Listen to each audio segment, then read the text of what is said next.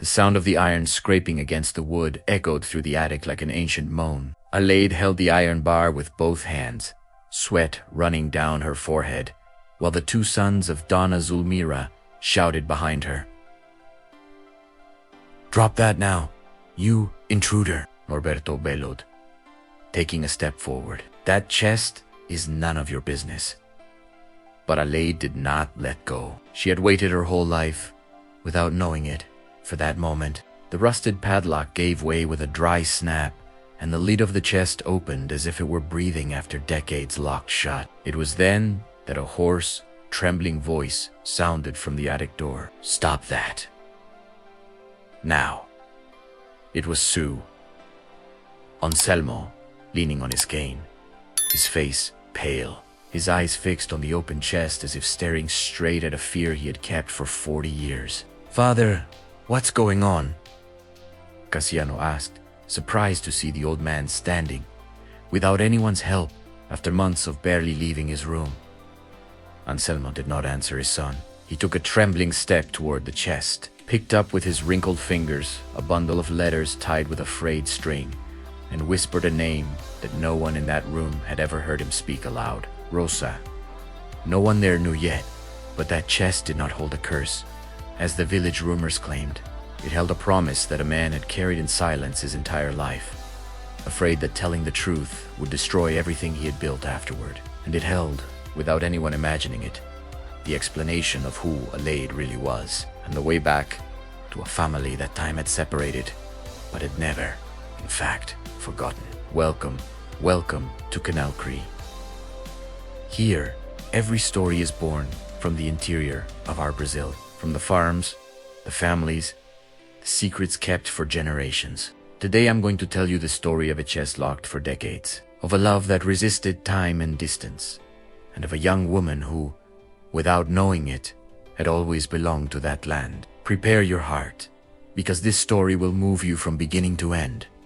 Come with me, and I'll tell you this story. Alaíde was 28 years old and knew well the weight of growing up, missing someone who was still alive, somewhere, but too far away to remember. Her mother, Marlena, had left the girl in the care of an aunt when she was only 5, promising to return as soon as she managed to establish herself in a job in the big city. The first letters arrived, full of longing and promises. Later, they grew scarce.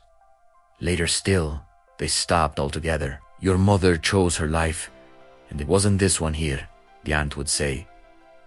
Whenever the girl asked, "It's better you learn soon how to fend for yourself," Alaíde learned. She grew up with calloused hands and a heart closed on the subject of her mother. And at 28, she had been working for 2 years at Fazenda Boa, Esperança, taking care of the house, and above all, taking care of Donna Zulmira, a 73-year-old lady who no longer saw very well, but who saw, as few do, what went on inside people's hearts.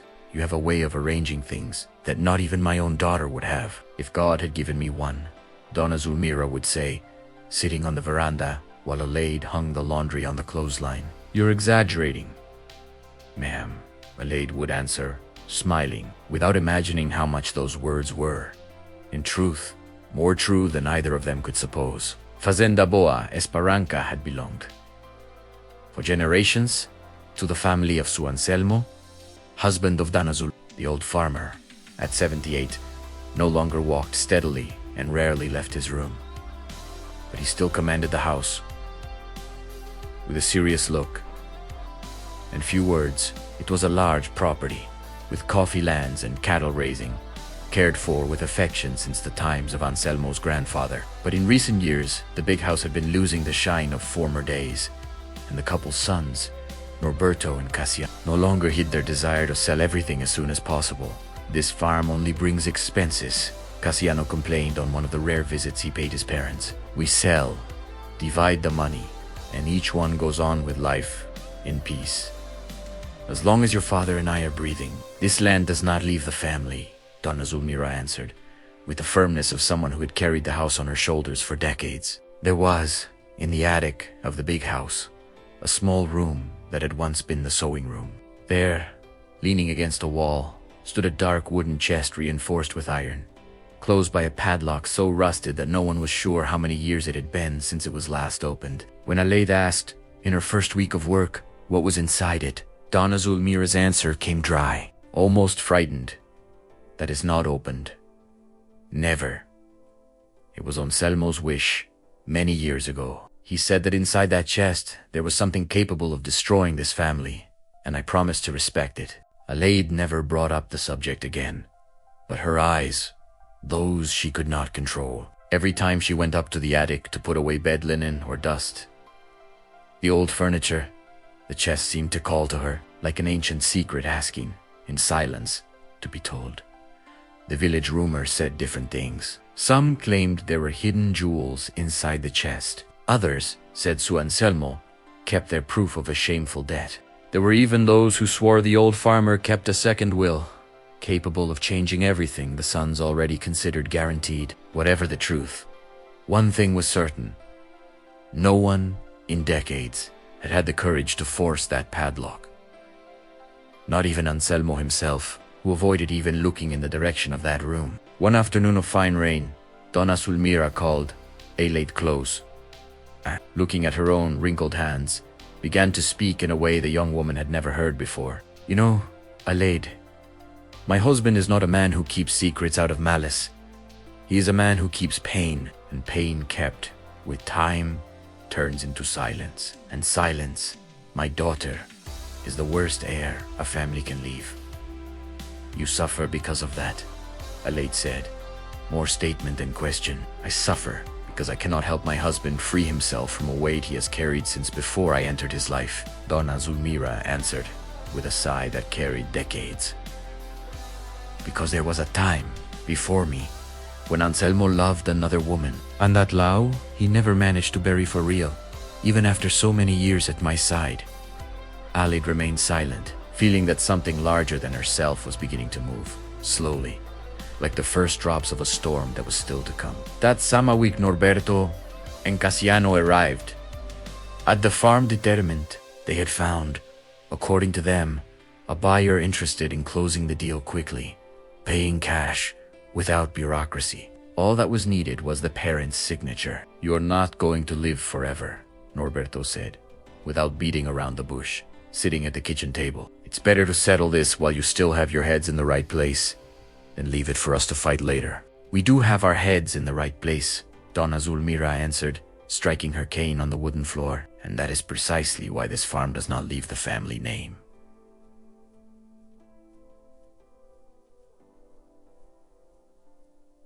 Cassiano exchanged a look with his brother and, lowering his voice, decided to change strategy. "And that girl there," he said, pointing his chin in Alaíde's direction, who was washing dishes at the sink, pretending not to listen. "Don't you find it strange, the way she sticks to you? So much free kindness doesn't exist. Mother, Alaíde has worked with us for 2 years and has never asked for anything beyond a fair wage." Donna Zulmira answered, "Serious? Be careful what you insinuate, my son." Alaíde felt her face heat up, but kept her eyes on the dishes, swallowing the humiliation in silence, as she had done since childhood. When she learned that poor people did not have the luxury of answering back to those who had possessions. That night, alone in the little room beside the kitchen where she slept, Alaíde cried softly, hugging a crumpled photograph of her own mother, still young, from a time when they still lived together. "I wanted so much to know why you left for good, Mother," she whispered to the faded portrait. "I wanted to understand if you ever thought of coming back. Sometimes I feel I carry a secret that not even I myself know." What Alaíde did not know at that moment was that the answer to a lifetime of questions was a few meters away, locked for decades, inside a wooden chest, waiting with the silent patience of things kept for the day someone would have the courage to open it. Cassiano's insinuation did not die in the kitchen. It spread through the village like fire in dry grass, and in a few days, Alaíde began to feel the sideways looks of the neighboring women at the market. The comments whispered behind her back. "They say she's eyeing the old people's inheritance," she heard a woman say, without bothering to lower her voice enough. Alaíde swallowed her tears and kept working. She knew that explaining was useless, that people determined to think ill always found a way to justify their own meanness. All that was left was to continue being what she had always been: honest, dedicated, and patient with the life that had been given to her. Donna Zulmira, however, did not remain silent. She went to church the following Sunday and, in front of whoever wanted to listen, defended the girl with her usual firm voice. "Alaíde is more of a daughter to me than many people of blood I know," she said, looking directly to where Cassiano and his wife were sitting. "And whoever has a problem with that, let them settle it with God, because with me it's already settled." It was after that mass that Donna Zulmira, back home, asked Alaíde to accompany her to the attic. Her legs no longer climbed stairs easily, and she needed the young woman's arm for support on every step. "The time has come for me to tell you something I should have told long ago," the old lady said, stopping in front of the dark wooden chest. They sat on an old sewing bench, and Donna Zulmira, taking a deep breath, began to unravel a story kept for more than 40 years. "Before he met me, Anselmo loved a girl named Rosa. She worked here on the farm, was the daughter of a simple farmhand, and the two fell in love the way one only falls in love when one is not afraid of the future. Only Anselmo's father, my father-in-law, would never accept his son married to a servant. Rosa was sent away from one day to the next, without goodbye, far from Aire, and Anselmo, still young, did not have the courage to confront his own father." "And you, Donna Zulmira?" Alaíde asked carefully. "I came later, in an arranged marriage between families, the way it was done in the old days. Anselmo was always a good husband, dutiful, respectful, but I always knew that a part of his heart remained trapped in that goodbye. And I also knew that Rosa was expecting a daughter when she was expelled from the farm." Alaíde felt a shiver run up her spine, still not understanding why. "Years later, already married to me, Anselmo found out the whereabouts of Rosa and the daughter she was raising alone. He never managed to approach as a father should. Pride and fear of scandal weighed more than they should, but he never stopped sending help, secretly, through a lawyer in the city. And he kept, in this chest, all the letters Rosa wrote to him over the years, and a notebook where she recorded the girl's life. Why did he never open that to you, then? Why did he ask that it never be opened?" Alaíde wanted to know, her voice a little tremulous. "Because he is ashamed, my daughter. Ashamed of having been weak when young.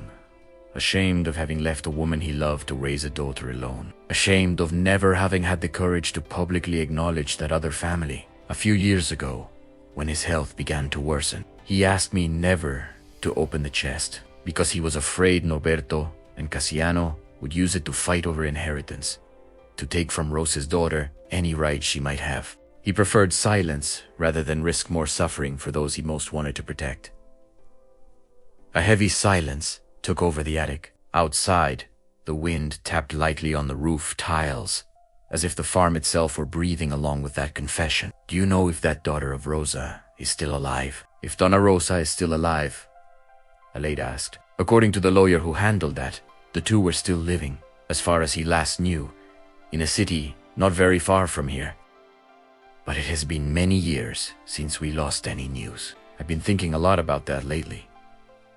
Looking at you, taking care of us with so much affection, without ever asking for anything in return. I want it, before time presses even more, at least to know if they had a good life." Alaíde felt her eyes fill with tears, still not knowing if it was only compassion for the story or if there was, inside her, something deeper moving, like a memory that did not yet have a name. "You said Rosa recorded the daughter's life in a notebook," Alaíde said slowly.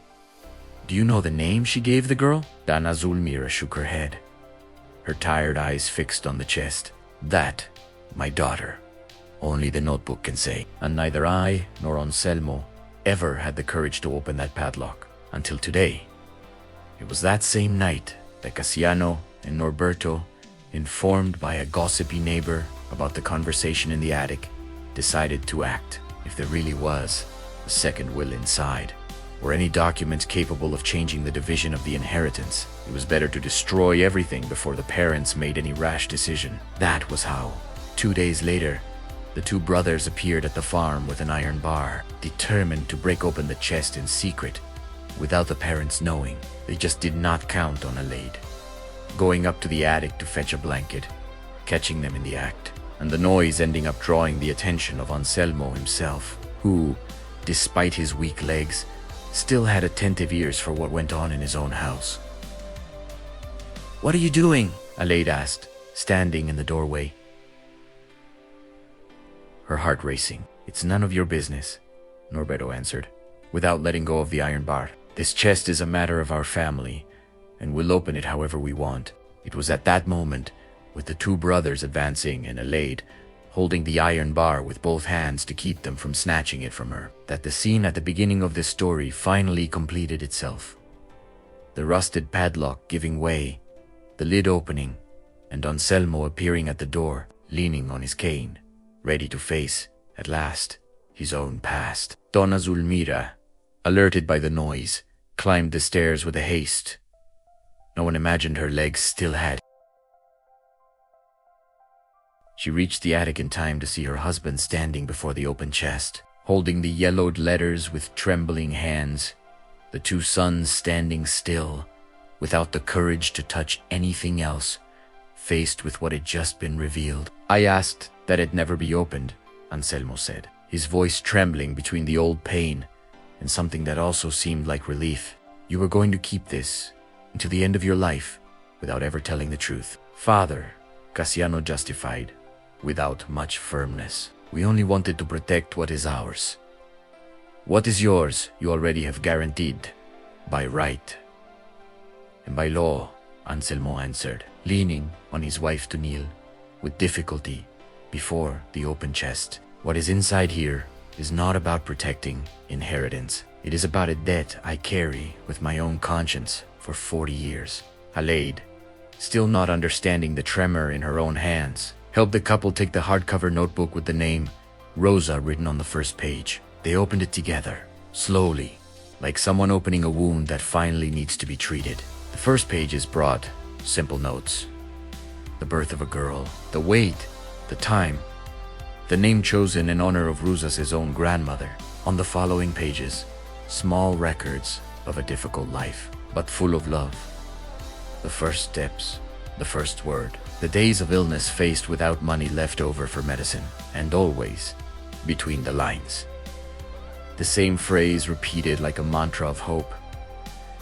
One day she will know where she came from, and she will understand that she was never abandoned, only protected in the way possible. It was on the penultimate page, written in a more recent hand, that Donna Zulmira, with a choked voice, read aloud the last entry in the notebook.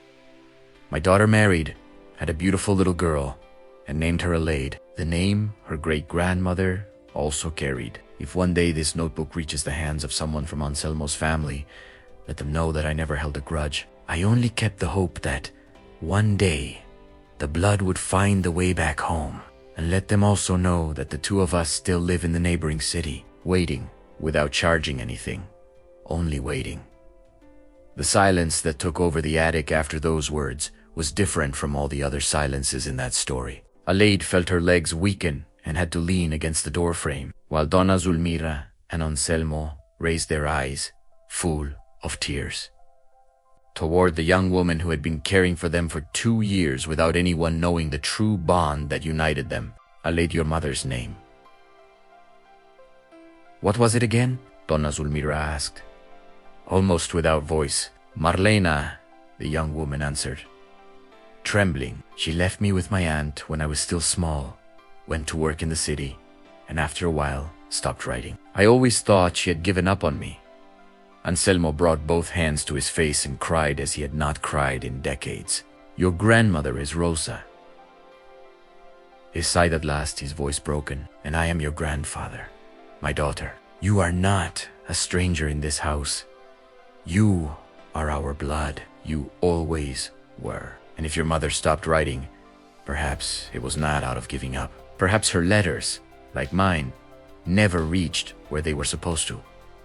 Norberto and Cassiano, who had entered the attic, ready to destroy evidence, stood paralyzed before the revelation. All the previous arrogance crumbled, replaced by a mixture of shame and confusion. "This can't be true," Norberto murmured, without conviction in his own words. "It can.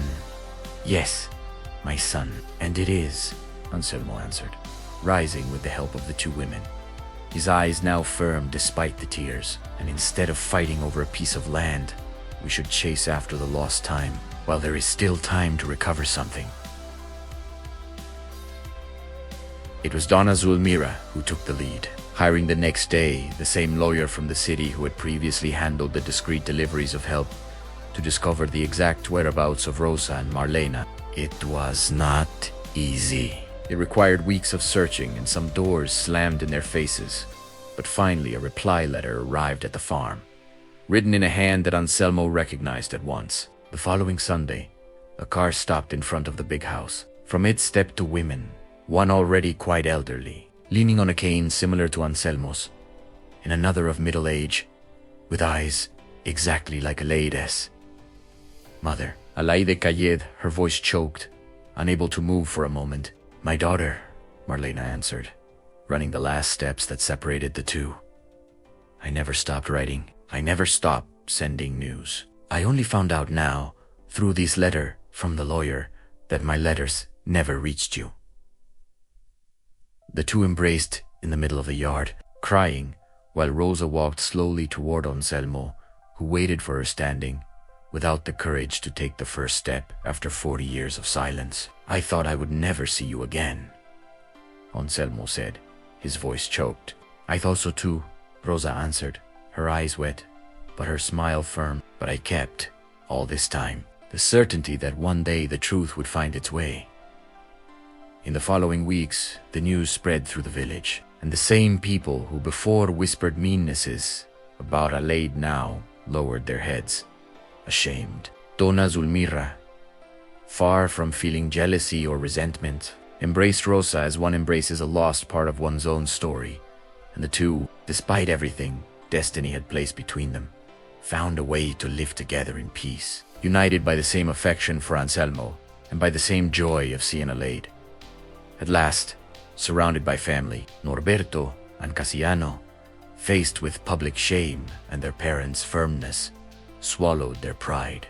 It was not easy, and for a long time the coexistence remained tense.